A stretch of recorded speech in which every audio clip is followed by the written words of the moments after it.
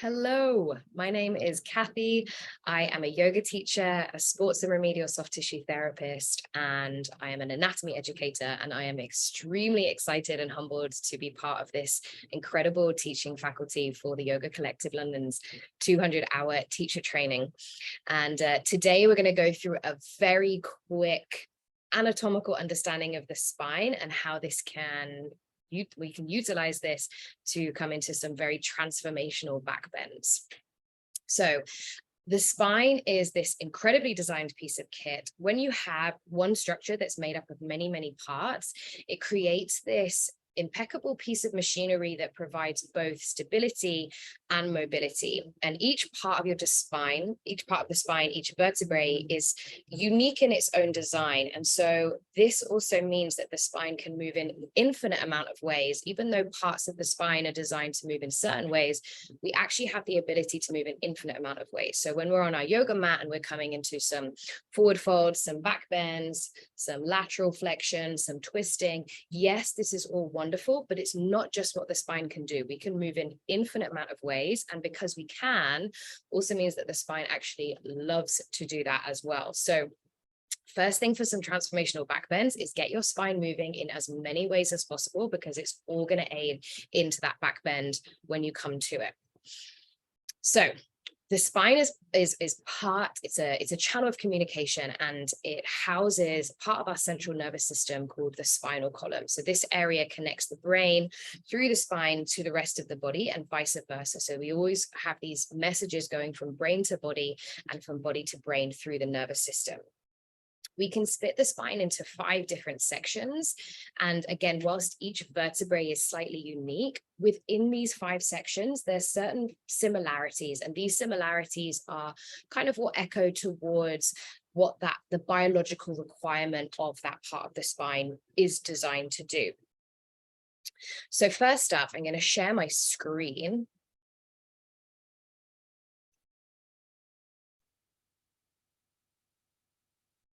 Here we go. Okay, so here we have a beautiful image of the spine all the way down through. So first up, we have the cervical spine. I'm going to highlight this area.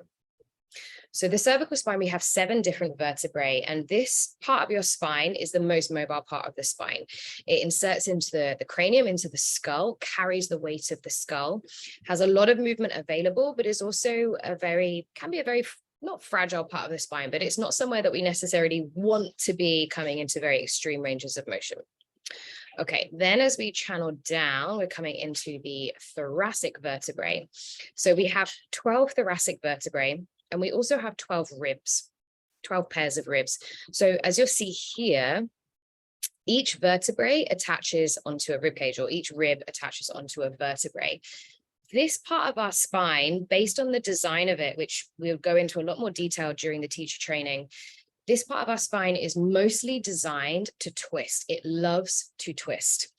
And so when you're thinking about twisting in your yoga practice or any other physical practice that you're doing, if you think about rotating from your rib cage, you're going to really be accessing the rotation through the thoracic spine, excuse me.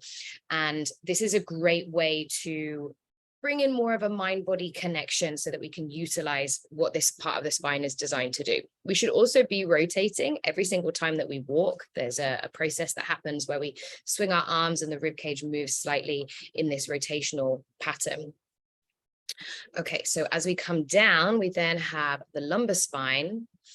We have 5 lumbar vertebrae, and as you can see, these guys are a lot more girthy. They're a lot bigger. The body of the vertebral disc is a lot more dense. They have the responsibility of holding the weight of everything that comes above them. So they need to be bigger to be able to bear the load of everything that comes above them. And as you can see this curve here, we're already in this predisposition for some extension. So yes, this part of our body is designed to come more into flexion and extension. However, because it's got the responsibility of holding everything above it, it's actually best most healthy when it provides more of a role of stability rather than mobility. And often when we come into back bends, it's very easy to just dump into this area and come into what we would call a hinge and not really utilize much of the rest of the spine. So I'm going to get to that shortly, just as we go through. Okay, next up we have the sacrum. Oops, not there. This guy. Okay, so this is actually 5 fused vertebrae to create one bone, and this is where the pelvis would connect onto. So you'd get the left and the right half of the pelvis that would come onto this, and then this is the junction that would lead into the lower body. And after that, the final part of the spine is the coccyx. So this is 4 fused vertebrae once again. And this part is our body's kind of remembrance of a tail, essentially. So here, just from the outside, we have, once again, the whole spine. So by no means am I expecting you to remember all of this or any of this, but just as a very, very quick flick through, this is the way that the spine is designed. These are kinds of the biological requirements of those 5 different sections. Okay, I'm just going to stop sharing this now. So with all of that being said, when it comes to something like a transformational back bend, looking at the design of the spine, yes, we have the biggest capacity for flexion and extension. When I say flexion and extension, I mean forward folding is what we call flexion, back bending is what we call extension. We have the biggest capacity to do this at the cervical spine and at the lumbar spine. However, if you really want to make your spine and your back bends transformational, you need to incorporate the whole spine, or as much of the spine as you possibly can, so that the load of the arch, the load of the extension is going to be distributed evenly throughout the spine, rather than just taking place between 2 or 3 vertebrae in the lower back, in the lower body, and then 2 or 3 vertebrae in the upper part of the spine. So when it comes to, we're going to circle this back now to the thoracic spine. And whilst this part of the spine, this mid part that attached to the rib cage, is mostly designed to rotate, it doesn't have a huge amount of extension, but it does have extension available to it. So this is really important to remember. When we tap into the extension through the thoracic spine, you're going to be taking the pressure off of the lower back. So if you're experiencing pain in your lower spine, this can be, an amalgamation of reasons, but one of the reasons why it could be is because the load is not being distributed evenly throughout the spine, and rather it's just those poor 2 or 3 vertebrae in the lower back that are having to take all of that weight, and they're not happy about it. So we want to share the load. We want all of the vertebrae to be able to pull their weight. So top tips for this: twisting. Our spine can move an infinite amount of ways. I've said this a couple of times already. And whilst it sounds counterproductive, so counterintuitive, when we go into a back bend, if we can bring all parts of our spine into movement beforehand, we're going to be waking up the neural pathways within that area. We're going to be lubricating the joints, and we're just going to be generally bringing everything a little bit more online. So before you go into a back bend, I'd love for you to think more about finding some twist through your thoracic spine. So remember, this is the rib cage area. Find some nice juicy twists, and it's going to promote better extension. So sometimes it's not just training the thing that you're trying to do. So as an example, if you're working towards handstands, you're not just going to be jumping up into handstands over and over and over again. You train drills to strengthen your shoulders. You train drills to strengthen your pelvis and the connection between the shoulder girdle and the pelvis. So we go sometimes a roundabout in another way to get to the end point that we want to get to the goal that we want to. So think twisting of the thoracic spine. This is also going to promote a healthier extension of your thoracic spine. Then you can work into some thoracic flexion and extension drills. So I want you to think like Anahata Asana, where you have the knees down onto the floor, you're reaching the arms forward, the hips are just on top of the knees. And we're reaching out in front of us. And instead of going more yin style, where we're just allowing everything to be really soft and we're just collapsing the chest down towards the floor, we'll work through a more active version of this. So pressure into the hands, we come into into some flexion where we pull the rib cage away from the ground and you're coming into this concave shape through your thoracic spine. And then as you lower down, actively drawing the chest down towards the floor, keeping that pressure into the hands. So we're coming into this gorgeous flexion and extension, prioritizing and really trying to just hone in on that thoracic area. So why this is important is it's going to be, again, stimulating a lot of our nervous system in this area. So we're really bringing the awareness into what we're trying to do. But it's also going to be strengthening the supporting and the intrinsic muscles of this part of the body. So we're creating the shape using our strength rather than using our flexibility. For some of us, for some of you, it might be super, super easy to just collapse into these positions.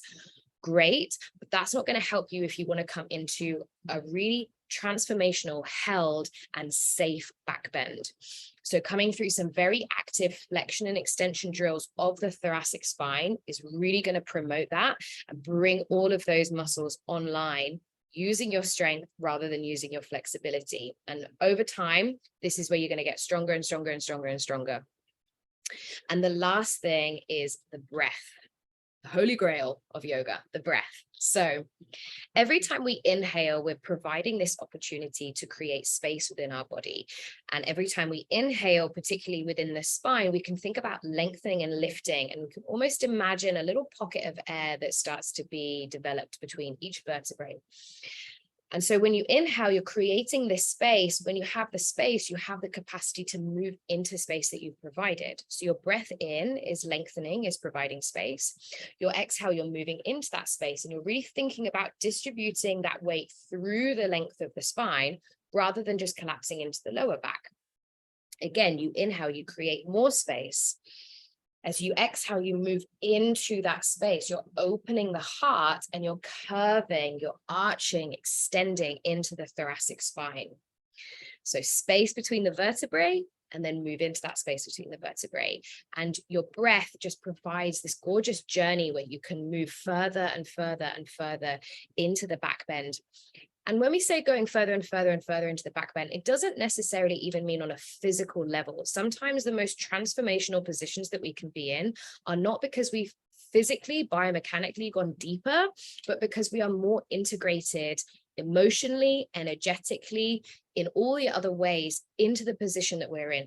How much presence can you bring into the pose that you're in? Because that is also what's going to make it transformational, not just about physically going deeper and deeper and deeper. So once again, twist your thoracic spine. This is going to encourage a deeper range of movement in all the other ways over the twist or beyond the twist. Do some thoracic flexion and extension drills. Think really active rather than passive. And lastly, always incorporate the breath. It is your best friend. It is how you journey deeper and deeper into the pose, not just on a physical level, but also on a spiritual, energetic, and emotional level. Okay, I hope you enjoyed this. I really hope to see some of you on this teacher training, or all of you on this teacher training. Please reach out to myself or any of the rest of the team if you have any questions. And I just can't wait to learn with you. This is my absolute favorite thing in the world to do, my favorite thing to share. And so I will be humbled and excited to work on this with you. All right, ciao for now.